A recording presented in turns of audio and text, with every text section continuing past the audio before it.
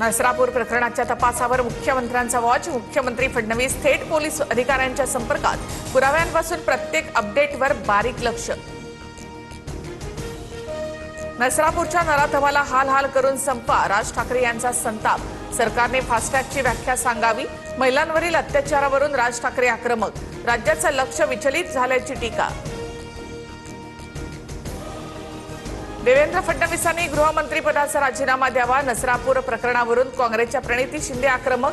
नराधमाला फाशीची शिक्षा देण्याची मागणी. एकनाथ शिंदे मुख्यमंत्री असताना अक्षय शिंदेला ठोकला होता.